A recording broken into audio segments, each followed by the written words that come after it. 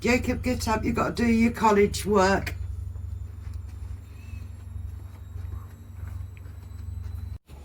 In 1872, Leland Stanford, former governor of California and a horse race aficionado, made a bet that a horse at full gallop raises all four hoofs off the ground at some point. This is where inventor and photographer Edward Muybridge was hired to settle the bet by getting photographic proof.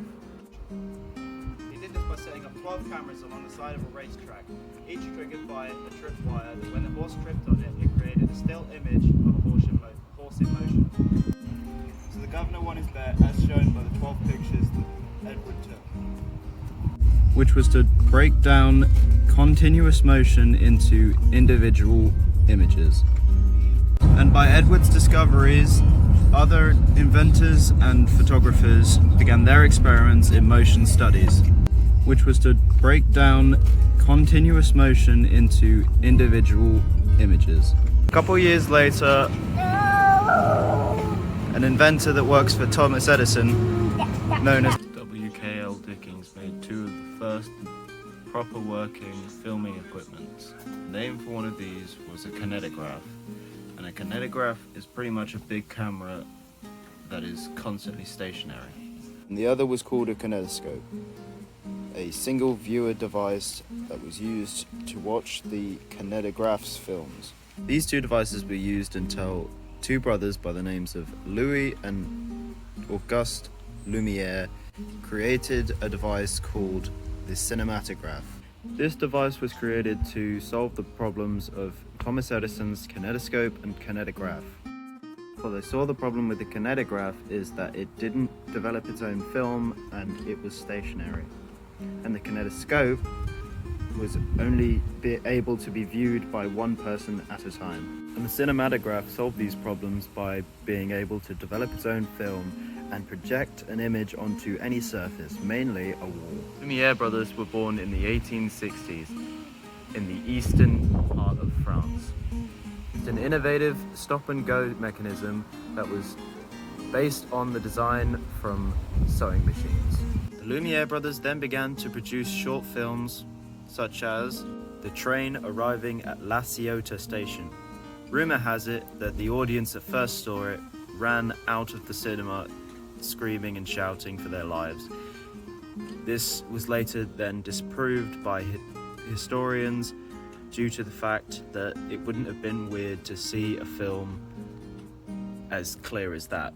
Maybe they were saying it was so good because of the picture, maybe not, I don't know, I wasn't from that time. This was technically not the first screening of a proper film, because that award goes to Woodville Latham, a chemist and film enthusiast. He screened a boxing match in New York, May 1895. But due to the fact that the Lumière brothers had more publicity, all the credit went to them.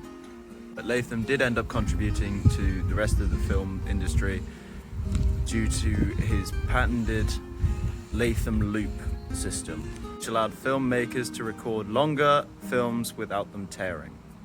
This is the design. Brings me to my final point, which involves Georges Méliès. Georges Méliès was a magician and film enthusiast, and he originally wanted to buy one of the Lumière brothers' cinematographs.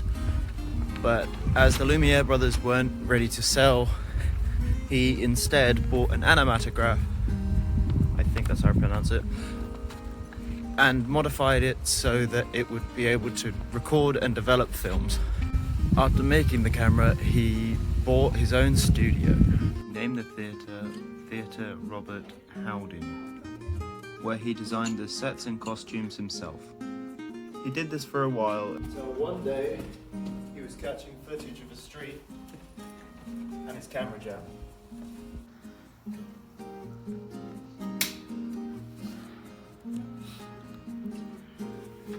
When he got it working, the picture had changed. Children turned into men, stagecoaches turned into people. He realised this when he was developing the film, and by this point, editing was and from that point forward, he used editing in all of his magic tricks, and filmed spectacular films such as Trip to the Moon.